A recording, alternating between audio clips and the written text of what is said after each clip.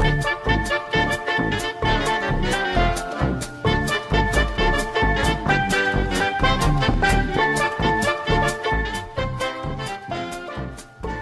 is up, everybody? Welcome back to Golden Dice, episode 18.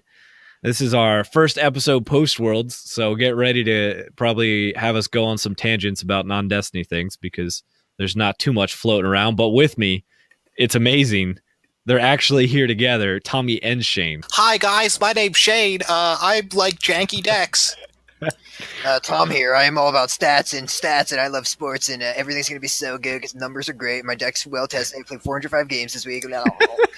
Wow, do I sound like Cartman? Both of those were 100% accurate. I think you really confused our guests. It's because we're twins. Super strong start. Well, I bet you know, some people were starting to think you guys were like the same person, just have like dual personalities, and you were hopping on every week since you guys haven't been together in like, you know, what are we, 18 episodes? You haven't been together in like 19. So yeah. But we're not split personalities. We just share a body. We should share. Yeah. We finally purchased a second microphone to put on the other side of your head so we can hear shit. But seriously, I don't think you guys have been together on the same episode since like the first time we brought on Shane. Jack, that's intentional. That's intentional. It's been avoiding me like the plague. Yeah, I haven't even talked. Tommy basically wants to just prove that the episodes he's on have a higher viewing percentage than Shane. Is there a way that we could prove that? Probably, yeah. Oh, man. Tom, break those numbers down, bud. Go ahead. Yeah, I will. I might have to. Let's see if we can get a chart made. We'll get our pie charts next week for breakdowns of listeners compared to Tommy and Shane, of course. That's what the people want. That is what number one. People want. All right, so I guess we can talk about some Destiny stuff that came out from the Edge of the World from Chance Cube. You're just going to skip my tournament breakdown, huh, Jack? I actually played Destiny, and you're not even going to let me talk about it now.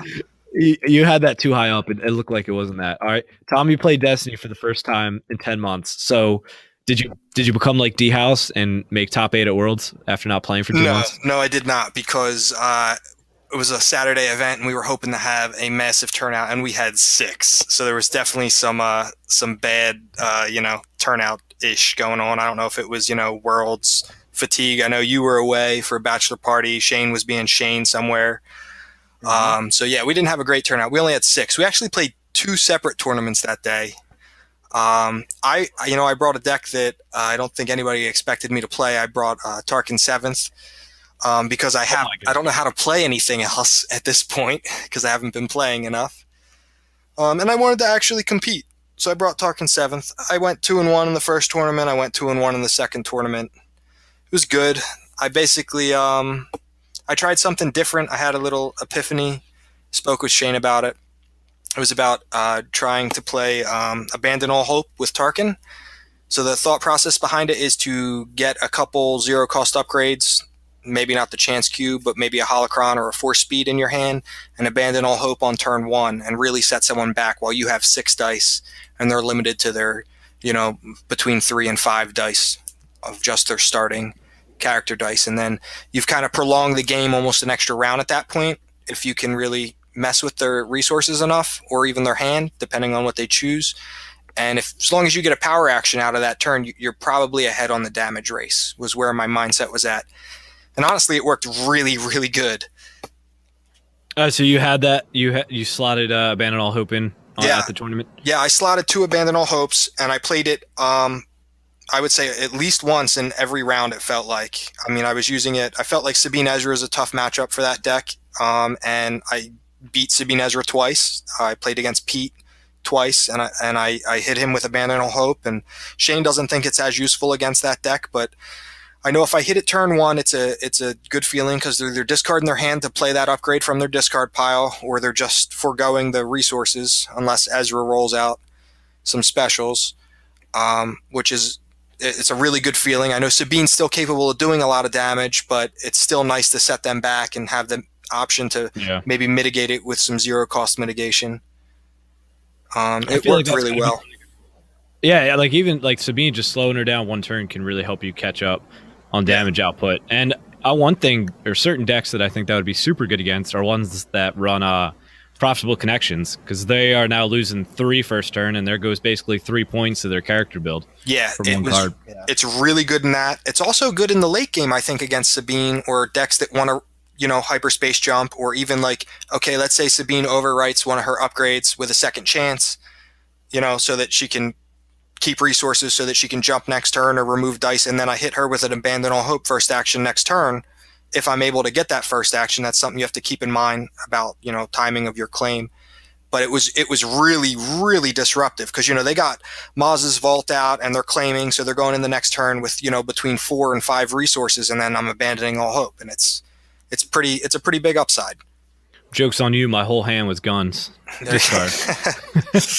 Can't pay for, well, I guess you can't re-roll if you roll garbage. Yeah, there you go. I discard and hope I... Yeah, hope you roll the nuts. But yeah, it worked a lot better than I thought it would. I lost to our friend Anthony, who goes by Frenchie. I lost to him in the finals, and in the second tournament, and he was playing the Buns and Guns. I think it's the Talzin Aura matchup.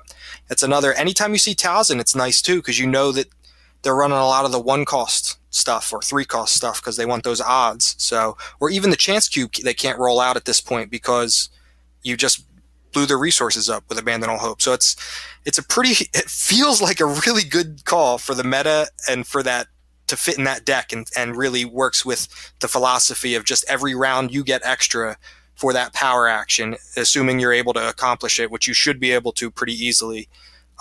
You're really winning the damage race. But that's my I'm done talking about Tarkin 7th. I'm sorry, guys. Well, maybe. Depends when Way of the Force and Store Champs start. If you get a Store Champ that's still sitting in the current Legacies meta, we all know what you're bringing. Yeah, I'll probably. I feel like I've played the deck enough, and I know the matchups enough that I can compete at a pretty high level with that deck and have some success. So I would take it if it was still a Legacies Meta Store Championship. And you know what's crazy? It's going to be a Legacies Meta Store Championship. Yeah, that. But I was gonna say, if you break down those tournaments equally, because basically you had 6 people show up on Saturday, and it was supposed to be one big tournament for $20, but instead you did 2 small tournaments for $10. In each of those tournaments where you only played 3 games, you equaled Joe's win record at Worlds. Dang. That's pretty rough, dude. That's rough. Wow, we're going there. All right. I mean, I wasn't even going to talk about the fact that I had to play Joe in both those events. Yeah. Or the fact that we played before the event. Did you pay for your chance cubes? I paid for my Chance Cube every time, and I held it up and extended my arm to its full reach so that he had a very good visual of the resource that I was placing back into my token container. I still need to get him a Chance Cube t-shirt. Oh my god. Yeah, it was great. We played a few games maybe I don't even know, last week sometime, and we both had Chance Cube out, and we both just went back and forth. I only was focusing on him paying it, and I never worried about paying for my own, and he was only worried about me paying for mine. So both times we would always forget to pay for it, and then we'd be like, until they would get it. But I'm like, Joe, how do you not remember this still after you got totally trashed with it? Oh my god. Dude, if you don't pay for it, it goes back to your hand, man. Gotta learn that lesson. Send it back. Cool. Any other thoughts about Saturday, Tommy? No, I was happy to see the guys. I was happy to see Cody and Pete and Frenchie, and thank you for Joe and to Top Deck for running the event. And I was, who was our fifth? Aside from myself, who was it? Joe, Pete, Frenchie. Oh, it was Eugene. Good to see Eugene as well. So yeah, I had a good time, even though our turnout was less than we had hoped. Yeah, I have a final thought, possibly. I think I don't want it to deter Top Deck from doing more things like that, or any store to doing more things like that, because that's pretty awesome. But possibly doing something like that, because it was supposed to be a case tournament, so 6 boxes of Legacies. Doing something like that toward the beginning of the release of that set might be a slightly better turn on for people to come, just because it would have generated a lot more hype. Yeah, like a couple months into Legacies, people have their collections mostly settled down, so no one really cares too much. But I mean, still people want to play, but at the same time, they don't really care about their collection going up, so it doesn't have as much of a selling point. Yeah, maybe like a launch event, or like an event that you could have, 3 weeks after launch or something like that. Once everybody's starting to, come up with a deck, but they still need to round out their collection. And I think that's a better timing for it. I agree, Shane. Yeah, it's just hard. Yeah. I know they've had problems with product or whatever before. I don't know about. I think Legacies is pretty clean, but it's hard, I guess, to give away 6 boxes when they're not even filling out pre-orders for people or whatever back in the day. But hopefully those issues have kind of settled. Yeah, Top Deck's got like stacks on stacks of boxes, so they've done pretty well. I guess it really just wasn't thought of, but I think it's more they were waiting till May, because May they've basically every weekend they're having a big Star Wars tournament. Like I know the last weekend is. What are they doing? Legion. So I'm debating going to that. It's like an age 100 point tournament type stuff. And I know they've had X-Wing and Armada and stuff. So Traitor. It's like, yeah, traitor. It's like, I know what they're aiming for, but it's like, you wait that long that, they just might have not thought of it till it was too late. So hopefully with the new way of the Force, they'll maybe try to squeeze that in a little bit earlier. Maybe we as a community can advertise, because aside from Joe sharing it a few times, it wasn't really talked about too much, I feel like. Yeah, I think a better way, aside from just, copy paste Facebook group, like just generate some hype word of mouth. Like, I'm going to reach out to the guys that I know from all the different areas around here. Like personally, like I'm going to send a message to Eldis, who's a little, closer to the coast than we are. And, I'll reach out to my friend Adam, who's out in Conshohocken. Like I'll reach out to these people and say, hey, are you guys going to be available? And then, we could try to make arrangements so that we can all get together and all have a good time and see people that we don't get to see on a regular basis, and, not blow it off for your brother's bachelor party and fly out to California. But I agree. I think people would travel for a case tournament. You know what I mean? Absolutely. Like for bigger stuff like that, people would drive like an hour, hour and a half, even 2 hours. Like people up at Boonton at Highlander, where the New Jersey regional was, like once a month they host like a big Star Wars Destiny tournament. Like the last one they hosted, the winner got an ancient lightsaber. That's awesome. And that still had like a 20-something person turnout of people. Like I know Drew, who plays Monday nights, like, so he's from our area and he drove all the way up there to participate. And I think he actually won it. So it's like people, if the prize pool is good enough, like people don't mind driving a decent amount, especially, prize pool on top of player numbers. Like if we can get 20 people to a large tournament like that, like it's just going to grow from there. Yeah. Agreed. But it's interesting too, we've even talked about, and I'm trying to aim like an episode based around this, but like just how to grow your local scene and just talking to different people who have experience doing that. And we've even in one of our chats, like have talked about how we think we can grow the Destiny scene. Like, what does that look like? What kind of first player experience does that look like? Do we just build decks for them? Do we do the 2-player decks and like bust those out and have them play each other? I know Knights of Ren and Artificery have done this like apprentice master tournament. So it's like the apprentice, the master will give like the apprentice a deck, then the apprentice has to play it. And if they have any questions, they can ask the master, just like basic, really whatever. But you just have to make sure the masters don't like jump in and run the deck for them while the apprentice is just sitting there like physically playing the cards. Right. Yeah. So it's like stuff like that could be interesting that we're trying to look for. So, once we get that going, we'd love to hear feedback. If anybody's like hosted a Learn to Play night also, like definitely reach out to us, because that's something we want to really start to pick up in the South Jersey area. Yeah, I think we should actually, as a podcast, we should host one. I think that we should, us three should get together and say, let's host an event. Let's put a date down. Let's find a space, whether at a local game store. Let's do it. Let's advertise it. Let's find a date that works for everybody, and let's just whip together some decks, and not just advertise within our Star Wars Destiny community, but get the store to advertise, hey, we're going to have a Learn to Play event this night for this game. Come check it out. And we can reach out to people that might be interested, that we just know are Star Wars fans that don't really play that much or are into gaming as much, or even just gamers that happen to like Star Wars. We got to reach out to all kinds of people to really grow it and have a good experience that night. Maybe order a couple pizzas, something like that. All right, everybody, my basement. Let's roll. Do it. I'm in. Cool. Yeah. So again, we'll try to expand on that. And of course, anybody have any feedback or experience, let us know. Or even if you're a new player, just say like what got you into it or what you would hope that your local store would do. We would love that communication, love that talk. Agreed. All right. So that is that for Thursday. Unless Tommy's going to yell at us again before we go to the next topic. My God. I didn't yell at you, Shane. Okay. I only yelled at Jack. Oh my gosh. Stop being so butthurt. I felt it. So we'll move on to what came out of Chance Cube. They had Jeremy on there. Have you guys had a chance to listen to the podcast yet? Yeah, I have listened not. to it today at work. I'm about halfway through.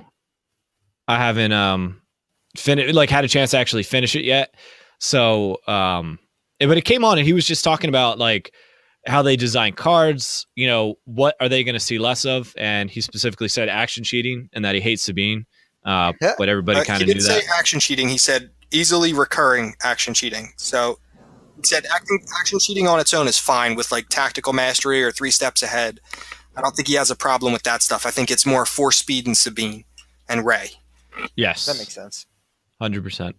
So I get that. Like, I mean, I played Sabine, but I also get why you would want to get rid of something that can be that oppressive, especially like, yeah, you just get, and you say you're going to have a new player, you run Sabine against them, and you roll natural 12 damage, and the player's just like, what?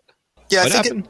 it almost breaks the contract. I know this is a redundant statement, but it almost breaks the like unwritten contract that the players have with the game, where like you learn the game and it's this extremely interactive experience, and then you go to an event and you spend most of your time not interacting and losing games because you weren't aware of the fact that there was decks that just basically hid their dice so well that you weren't able to mitigate them. And I understand why that can be a negative play experience, but I think that you do need a certain amount of action cheating in a game like this so that you can leverage it and control decks won't take over the meta and turn every game go into time. Yeah, and like you said, yeah, it's just the recurring thing that kills it. But Shane, your favorite character is Sabine, right? Yeah, definitely. I love that, and I love everything blue. My favorite stuff in the game. Cool. Perfect. So Yeah. you want a blue Sabine in the next set. Yeah, if Same exact ability as Sabine, but blue. Exactly. Oh my gosh, that'd be perfect. And the keyword says any lightsaber played on this character gains the ambush keyword. Yeah. Exactly. That's what, if I won Worlds, that's what I would design. I'm sure Thank Jeremy would God let me do that. Not win worlds, guys. Wait, are you trolling him? I'm missing it. Are you trolling him? I think he is. No. On a side note, though, also referring to the Chance Cube interview with Jeremy, he dropped a little nugget in there that I don't know. He sounded like he may have been smiling or hinting at something, but they asked him about, I think it was his favorite event in Star Wars, and they were talking about new interactions just before this, in like introducing new mechanics in sets, and he said, "Well, that would be the story of Darth Plagueis the Wise," and then Ooh. they kind of like snickered it off, and we're talking about bringing characters back from the dead. So I'm thinking that I know they referenced that in the initial announcement article. I think we might be seeing some appearance from Darth Plagueis. Technically, he is canon, right? Yeah, I mean, he's talked about it in the movies, so. Yeah. Mm-hmm. So I don't know how they're going to do it, but I'm actually really intrigued by that. That was, for me, that was the big part of that interview that really intrigued me. Yeah, I only got about halfway through the interview before I got my car ride finished, and I had to hit pause on it. So I did not get there, but that intrigues me a lot. Yeah. That could be a really cool area. Yeah, I'm very interested to see if we get that. If you're listening, Jeremy, which you're probably not because no one cares about us, but if you're listening and we're going to get spoilers, send us Darth Plagueis or cards related to Darth Plagueis just to troll my brother. No, if it's Darth Plagueis, that would be dope. Honestly, I was thinking it was going to be like 3PO resurrecting Ewoks. It was going to be the next resurrection mechanism. Dude, what is wrong with you? Dude, come on, dude. He's the golden deity. What are you talking about? What's wrong with me?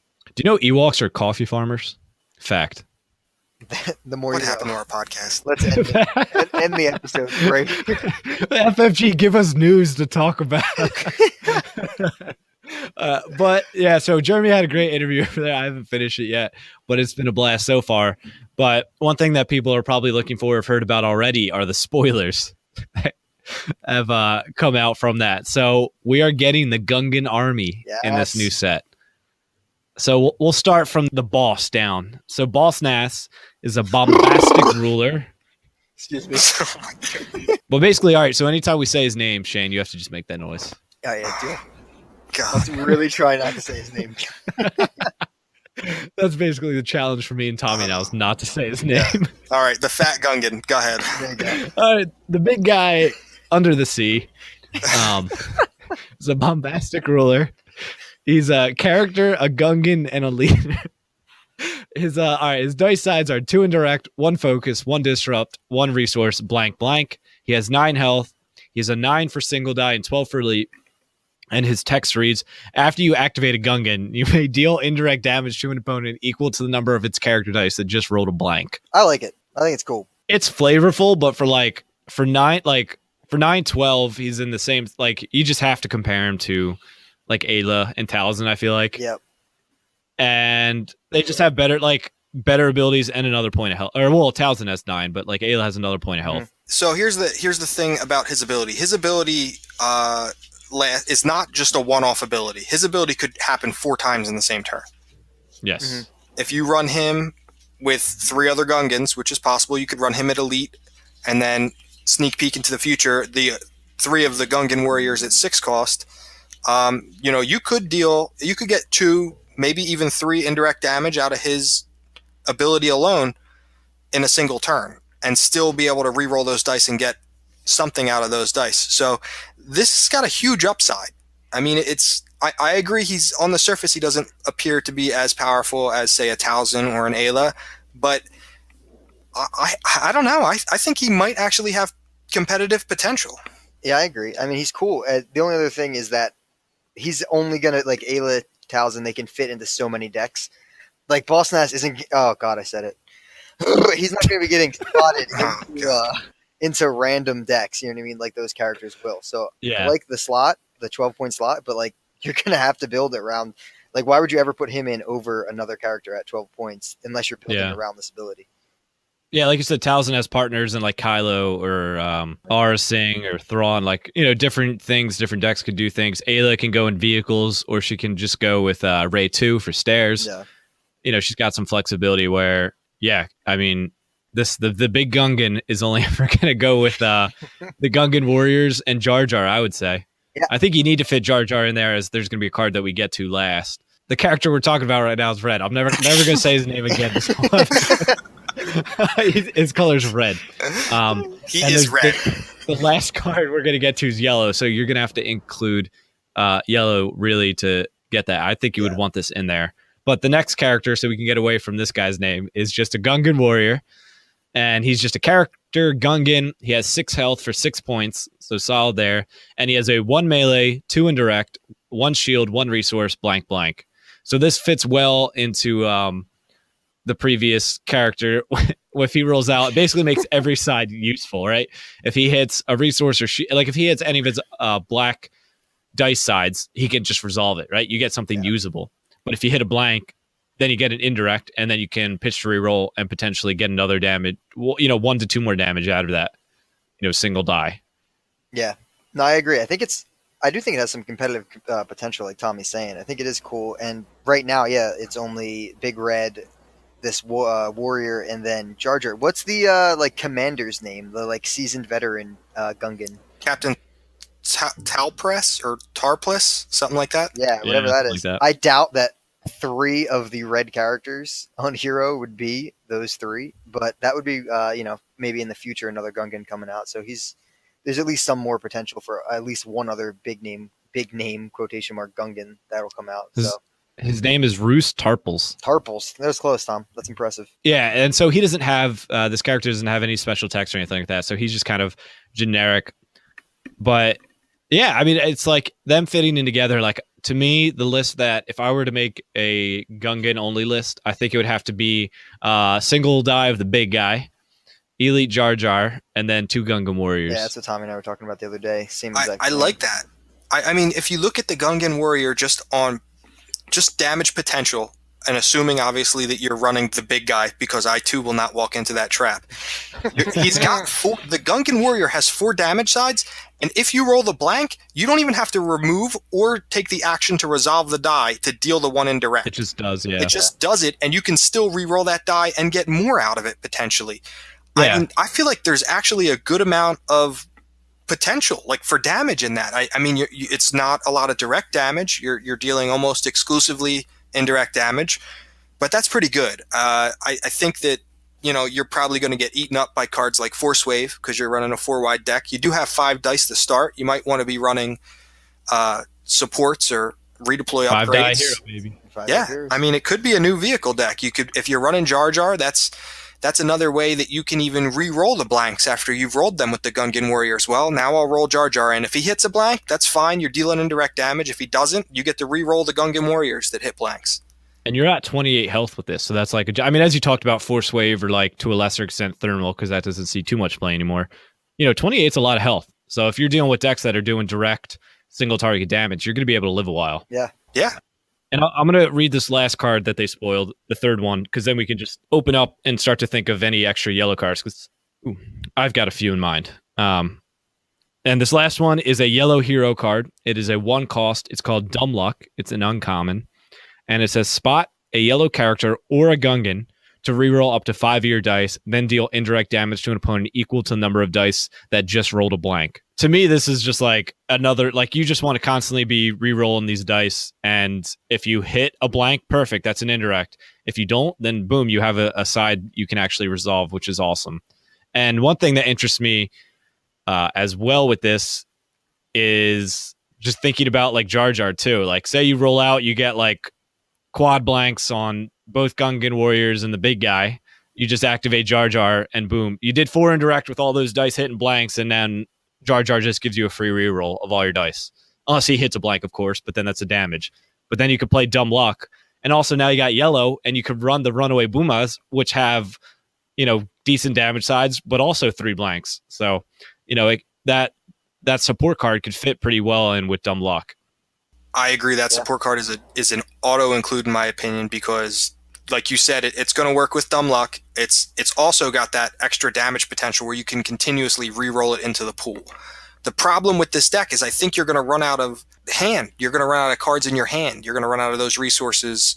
That's like your number one resource that you're going to need for this deck, is that you're probably going to want to re-roll more than you have cards in hand. So there might be, if we could figure out a way to maybe, continuously pull cards back into our hand. I know you don't have access to art too, but if there's another way that we can think of to draw some cards with this deck, it might actually have some legs. Yeah, like Don't Get Cocky or something. I like, obviously Vandalize is an amazing card, but I actually really like it in this because your dice actually do something before you just remove them to remove their upgrade. If you're rolling in blanks, you're doing a couple indirect damage, and then you're getting rid of one of their upgrades after you Vandalize. So that's kind of a funny little interaction. And Into the Garbage Chute is fantastic in this deck too. Yeah. And you get yellow hero for removal. So, you got easy pickings and in the Garbage Chute. Yeah. Well, you only have 1 yellow if you're running the Jar Jar build. So it is risky. He's going to be your only 2-die character, and he's going to have a target on him because they're going to want to eliminate spot yellow and probably just the nuisance of his effect. Although if they eliminate Jar Jar, that means you're going to get more damage out of boss. Oh man, the big guy's ability. I was waiting. Yeah. For the record, that was not a burp. For the record, I just want to point that out. You still wait for the burp Easter egg. The burp Easter egg.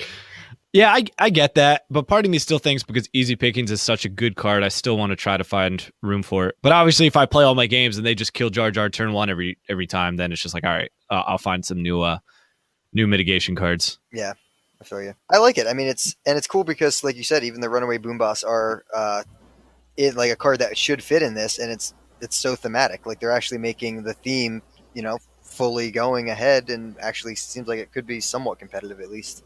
Yeah, you wrote a whole article on that, Shane, and this is the most intriguing theme outside of maybe the odd-costed Night Sister thematic package. Yeah, I love it. I think it's awesome. It makes me super excited to see what else they're going to add in. Like Jack said, what's the first thing we're going to do as soon as the set comes out on stream? Oh, yeah, we're going to be streaming Battle Droids versus Gungan Warriors. And I love that type of stuff. And I love, streaming, it'll be fun. But even, like you were talking about like a tournament of some kind, like a new player tournament, whatever. But setting up themes of characters, things like that, it's fun to play in that type of mode. It's cool to see. We could have a Gungan Warrior deck on this side, and then if we get a Droidica, or even if we just get Count Dooku and 2 Battle Droids on the other side, or whatever we have, and just let new players play like an episode 1 fight off or whatever, Darth Maul and droids, whatever you want to do. But it's just a cool little thing that they're adding in. That's pretty awesome. And it seems to be competitive, at least. It doesn't seem like to be utter trash, which is good. And I agree. And I think you almost too have to draw a comparison between the droids and the Gungans, since they're both first 6-point red characters on both sides. first 6 point for heroes, right? Aside from the Jawas. Yep. Yeah, exactly. Yeah. So I mean, you have to draw a comparison between them, and I have to say I like the flavor of the Gungans better, including the other two characters, including Jar Jar and the big guy. But for droids right now, currently, I would just say if you compare a Gungan Warrior to a battle droid, I feel like the battle droids are just like if you run a 5 wide versus 5 wide of those, I feel like the droids are just a little bit better because they have annoying things like is attrition villain? I think it is. I don't recall. I think it is. Like stuff like that. Like I feel like they're just better. And then it's like the whatchamacallit, like the Gungans don't get that cool reroll.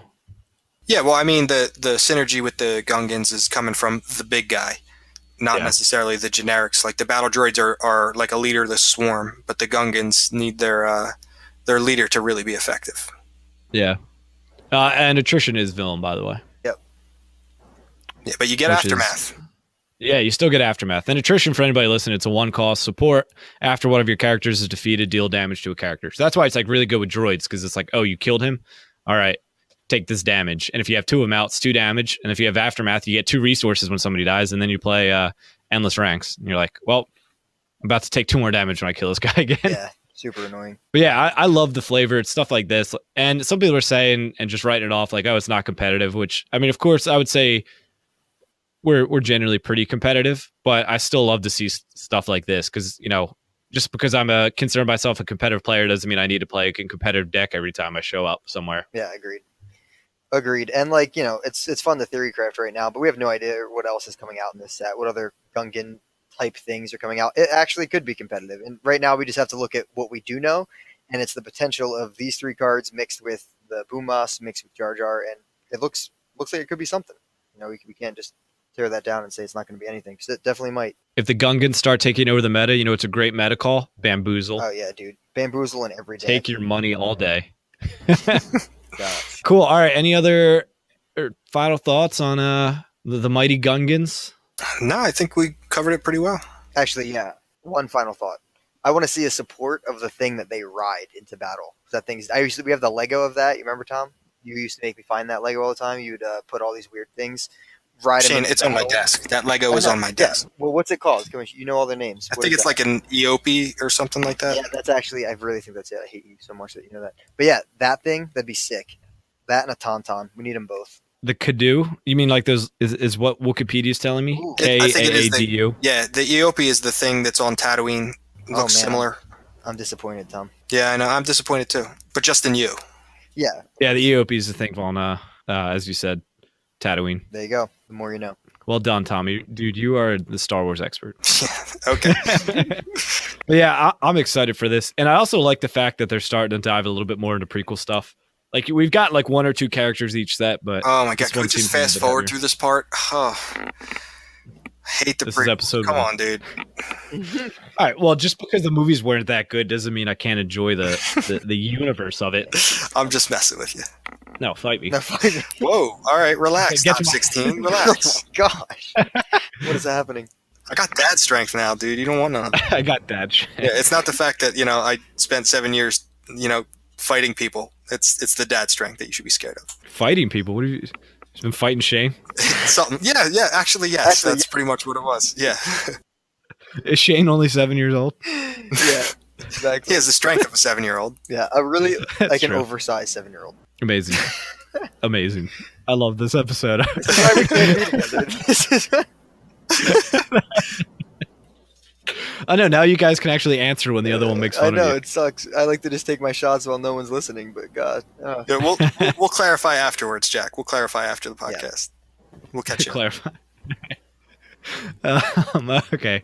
All right, so we don't have anything else for Star Wars news, really. We have a few thoughts of, you know, Store Championship and stuff like that coming up, but we actually have a few question and answers from our Patreons. So we're going to go through them, and that kind of leads into some of our thoughts that we were going to have anyways. So our first question comes from Mended. Shout out to him. He's actually one of our new Patreons. I met him at Worlds. Really good guy. And so thank you for joining on and giving us some questions to talk about. So he has 2 for us. His first one is, what character are you hoping to be highlighted for Store Championship kits and prizes? So Phasma 1 was the character last year that we got. I will go ahead and say that I am hopeful, and it kind of references the second part of his question is, do you think it will be a new Way of the Force character or EAW/Legacies? And I'm thinking I would personally, I just want to see characters from Legacies. I want to see characters that are coming from this new block or cycle, whatever the terminology is. I want to see characters from that are going to be legal and standard for 2 years or just shy of that. I'd like to see an Ayla or a Talzin, something that sees a ton of play. Something that's iconic, that sees a lot of play. I guess they're not really iconic; they're only iconic in the world of Destiny. But I just want to see a character that sees a lot of play, that's from Legacies, that we're going to be able to, have in this game for an extended period of time. I think the first block, the Awakenings block, has had its day, and I don't want to skip Legacies and go straight into Way of the Force promos. Let's do some Legacy stuff. Yeah, I agree with that. Like, it still surprises me that we got the Holdout Blaster in the last set, but then we also got like the Force is with me or something like that for the common card, whatever it was, like a blue card, remove a die showing range or indirect or whatever it might have been. So yeah, I hope they don't skip over Legacies, but I'm also hoping that it's just not a red villain character. I feel like we've just got a lot of red. Like, we had Phasma at Store Chance, we had Thrawn at Regionals, we had the First Order Stormtrooper for whatever he was handed out for. I'm just like, just give something like show. I guess Yellow hasn't really had too much love, right? Well, I mean, they've had Django and Finn. We got Afra now. Afra coming. It's pretty huge. That's got the the Continental Championship events. That's a big one. That's something to be hyped about, in my opinion. Yeah, I agree. Yellow characters finally getting some love. Yeah, I agree. And the Darksaber mat for Edwin Chen. Yeah, they spread it around a lot. I wouldn't mind seeing someone from Ways of the Force.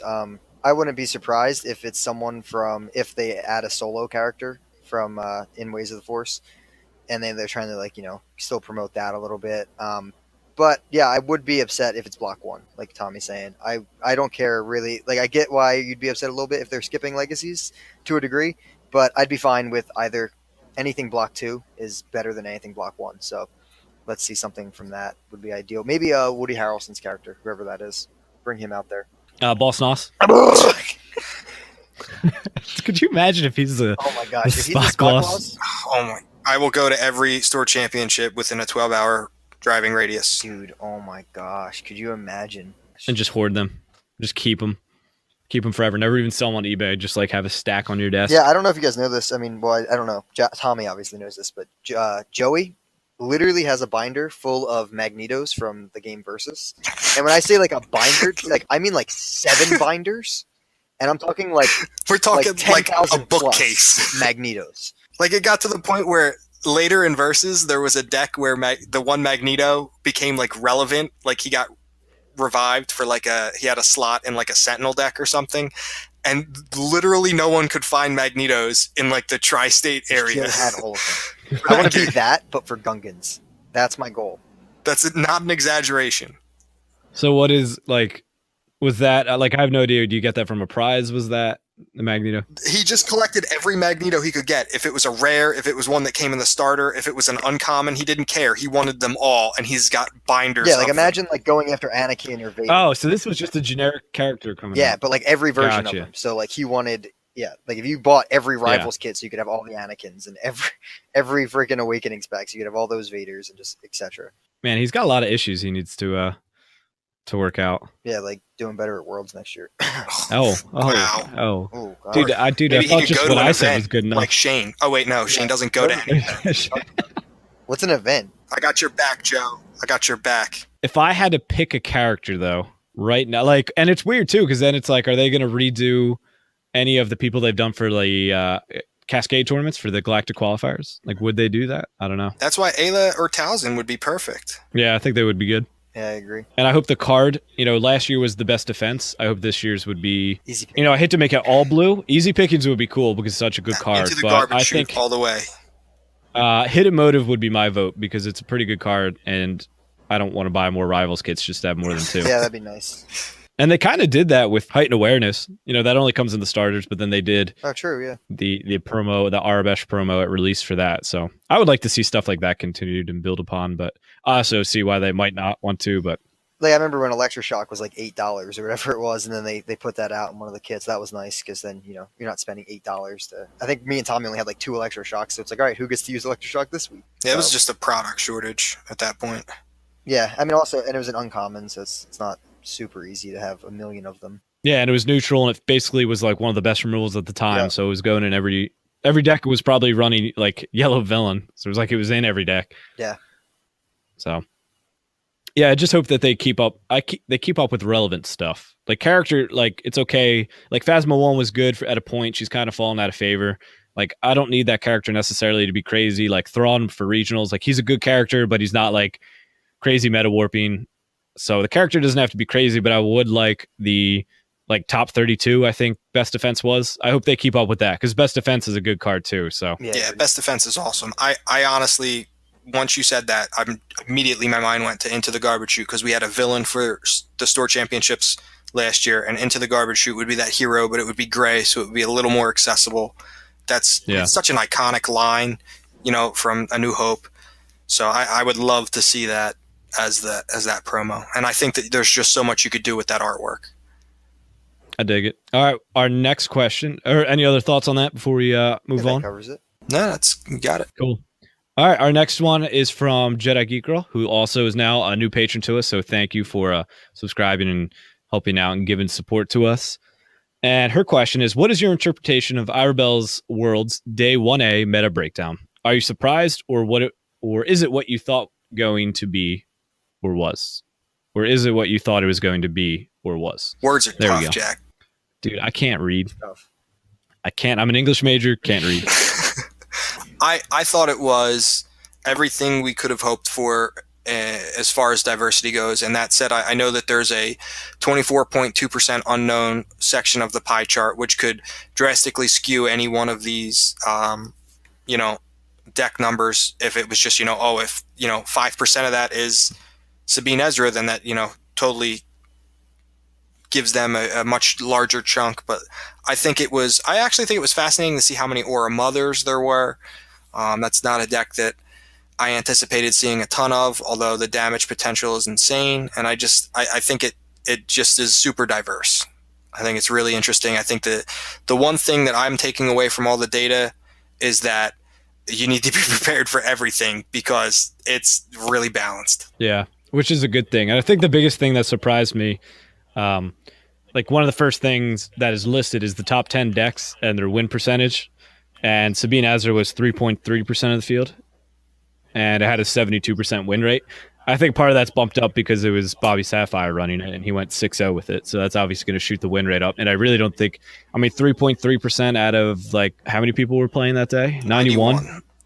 So, yeah, I don't think there was that many Sabine Ezras that first day, and him going 6-0 with it kind of boosted that up. Yeah, I think that inflated the numbers of people. Anybody that was on the fence with that deck, had more reason to play it going into day 2, or not day 2, but the second day of the first Swiss rounds. Like me. Well, I think you were pretty set on that anyway at that point. Yeah. It was pretty much just me being indecisive, but if you ask anybody that knew me, they're like, yeah, Jack's definitely running Sabine. I tried to play cool for you whenever people asked me. I was like, I don't know what he's going to play. Sabine Ezra. Dude, you messed with my head so much when you were on Irabel like the week before Worlds, and then both you and Amanda were like talking up Yoda, and I was like, am I making the right decision? Is Ezra good? Like, I was like, no, 4 dice. I need 4 dice. Like, and that +2, that resource steal, like that came in clutch so much. So I was definitely happy I stuck with it. Yeah, I like the consistency and sustainability that Yoda brings, but I think that the philosophy of the deck is just you need dice and you need damage fast. Yeah, I agree. One, I guess, a little bit down, she does top 10 characters played. And I like this because it combines both sides, where FFG, OP during the week put out some stuff, but that was really hero and villain. They didn't do it like together. So the top 5, the first one was Yoda. Second was Ayla. Tied for third was Hondo and Seven Sister, and tied for 5th was Rey and Mother Talzin. So blue as we expected, right? Lots of blue. Hondo's yellow. Then we go down and we see some, like, in 7th place is Boba. 8th, tied for 8th is Sabine, Ezra, and Thrawn. So there's some Rebels love at the bottom. Really. There. Just yellow love down there, and then one red character. which is cool. Never see Red Hero aside from the rookie pilot or Rose, probably. Dude, I literally love Red Hero so much, and it makes me so sad. But Yeah, continue. that's why you're trash. I'm literally, yeah, I'm pretty bad. I'm sorry. I'll go back to being quiet. Sorry, guys. But it's pretty cool, and I think it just kind of, our thoughts on it and what did I expect. I expected a pretty even field. I expected one or two surprises, and I guess that was our 1,000 really, and the 4-wide vehicle deck that Taxer ran, and the Yoda Ezra rookie pilot that Nick Cuenca and honestly Sarcastic ran.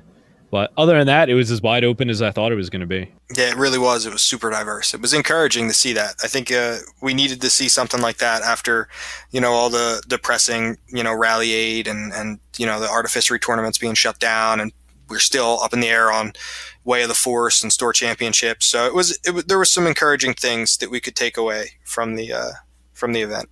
Yeah, I agree. It was really great, and everybody there, it was just like a great atmosphere. Like I know a lot of the content creators and stuff going home too, like already listening to some of their other podcasts, are just, it almost feels like there's been a lot of energy breathed back into the community as a whole, and it's been good. And the meta shows that. If it was like another POMAS FN meta, I would have died on the inside. Shane, do you have any other thoughts on this? I know we cut you off jokingly. I don't want to actually exclude you. No, guys. Yeah, Shane, when's your dial-up going to cut out? I'm done. I mean, it's just, it's fine. No, Shane gets super quiet at the meta talk. Where's Dr. Why are we talking about Afra and Gungans? Like, why am I here? What is Destiny without them? Stupid, dude. 2 shields. She has a 2 shield side. Are you insane? Amazing, dude. Oh my gosh. If I hear that again, 2 please. shields are ridiculous. Oh my gosh. No, the only thing I'm disappointed in is how much blue. But like, it's such a diverse. It's amazing, and blue's a great color, so I get it. But like, I do miss the days of Hero Red. But I already talked about that. I talked about that last week about Hero Red's the only thing that was really like the huge outlier of like, where was it? So that's why I went home and I made a Snap Wexley deck, and then I made some Rebel Commando decks, and yeah, I had fun. Snap Wexley, dude. When I streamed for like the first time in a while, like the other week, I think it was like my FN 1000 versus like Han Snap, and it was Saul Hera versus Han Snap, and it was the dumbest game in the world. I was like, I hate Snap so much. So Snap's amazing. I just hate him. Yeah, Snap can be annoying. He's the meta. I'm telling you. I'm glad I derailed you guys enough. Good job, Shane. Bravo. Perfect. All right. Any other final thoughts before we go to our last question? This is a big question. I don't think you guys could hype this up enough if you tried. So Disciple. Jack, you want me to get this one? You haven't been wordsmithing it tonight.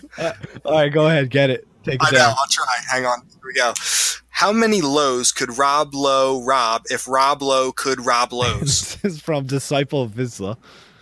That's a 10 out of 10 question. I think he could enough rob lows to rob a low. A lows or a low? A low. Oh my god.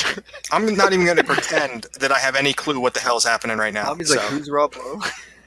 Who's Rob Lowe? Please, dude. Bloodsport. Not Bloodsport. That's Van Damme. There's a hockey movie. Oh my god, dude, that could not have been a more perfect sentence by you to prove my point. Youngblood is what he's in. Yeah. Yeah, he's in the hockey movie with Patrick Swayze. I'm Swayze crazy. Leave me alone. Swayze crazy. But yeah, thanks. All I can ever show my age. I'm making Mr. Chip proud. I'm like the dad of this podcast. Yeah, you're doing great, kid. When I think of Rob Lowe, all I think of is Parks and Rec, and he's like, Aunt Perkins, how are you? Aunt Perkins. Great show. Yeah. Great show. All right, here we go. Great question. Disciple Vizsla really bringing out. I think for Rob Lowe, you just really have to look at his point cost and what color he is. He brings a lot to the table. He's gray, so you have to pair him with other people. So it's really tough to build. But yeah. Yeah, but 26 health is a lot to cut through. So 26. When you activate this character, if you give a compliment, deal damage to an opponent. Tommy, you'd be so good at that because all you do is give compliments. I'm sorry. All I do is apologize. Who are you kidding? Yeah, not compliments, just apologize. Yeah. They're a little both. All right, so we're gonna start wrapping up a little bit, and we're gonna get out of here so people don't have to listen too much more to this. We're already taking up 50 minutes of their day. IQ will drop. That's a guarantee. So Artificer's been running the season tournaments, and they kind of picked that up from something else. I don't know exactly where they got it from, but they picked it up. I think it was like SW Destiny was kind of doing it or something along those lines. But either way, Artificery has dropped it, and the old people who have done it are picking it back up again. And this is a free league that you guys are welcome to join. We can have that link in the description. Schedule. The registration closes May 24th, and this is a free league to enter. And the prizes are really just sponsors. So if you have something you want to donate, you can feel free to do that. But I would like to say that Golden Dice Podcast has put in a Way of the Force box into the prize pool, which is pretty dope. That is pretty dope. That is pretty dope. That is You're welcome, world. Awesome. You're welcome. Coming Q2, 3, 4, coming Q, whenever. Yeah. How did you get a box of Way of the Force, Jack? Who do you know? Don't worry about it. Well, it's more that the Top Cup playoffs are going to end July 31st. So by that point, I imagine Way of the Force will be out, and I'll be able to buy a box for that person.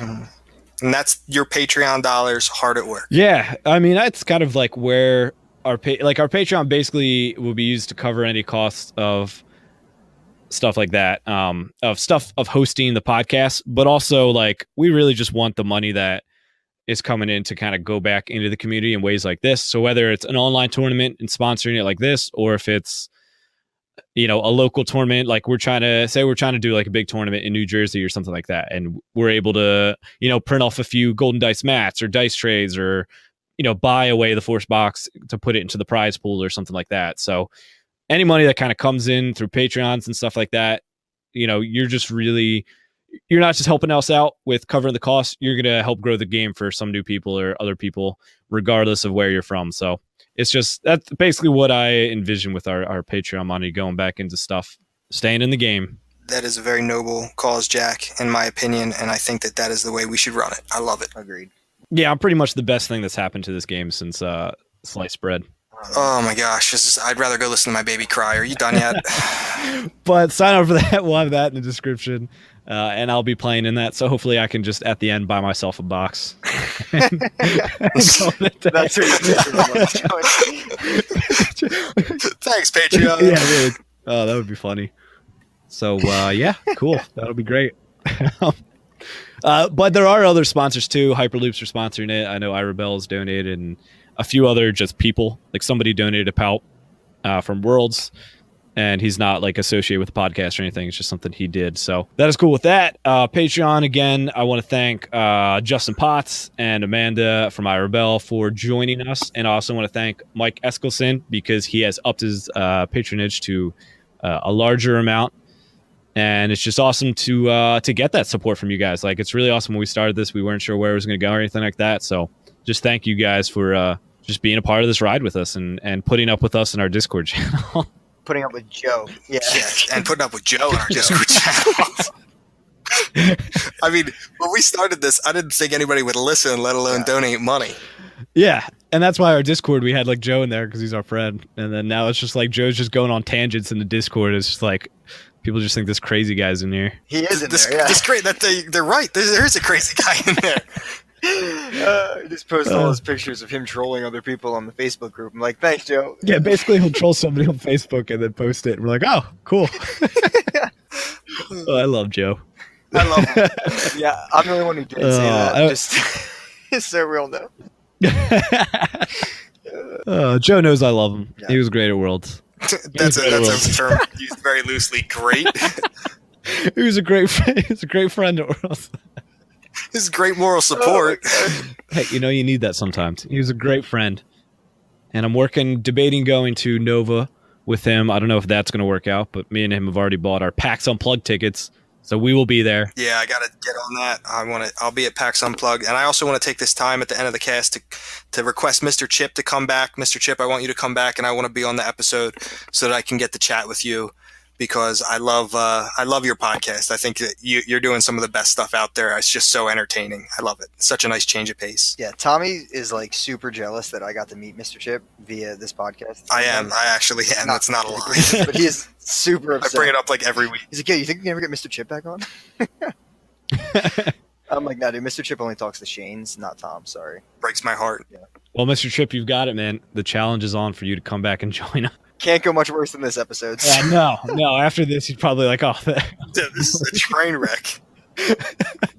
All right, finally, we're getting into streaming a little bit. We don't really have a set schedule. We're just like, oh, you guys free? Speaking of Trainwreck, Flockton was on stream. I stream with Flockton, and I was just like, in this stream, I beat him every single time. And then Alan Preston comes in. He's like, this is watching paint dry. He's just waiting for Flockton to lose this game. Poor guy. He's one of our locals. So we can make fun of him. We're not making fun of some random person on the internet, so it's okay. Yeah, we're only mean to people we know. It was pretty bad. Yeah, but either way, we are streaming are both on YouTube and Twitch, so you guys can subscribe. All right, we're done. This is over. Check out Facebook. All right, goodbye.